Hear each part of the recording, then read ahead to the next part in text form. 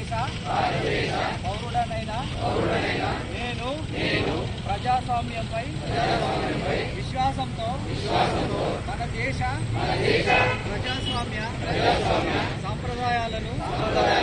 స్వేచ్ఛాయుత నిష్పక్షపాత ప్రశాంత ఎన్నికల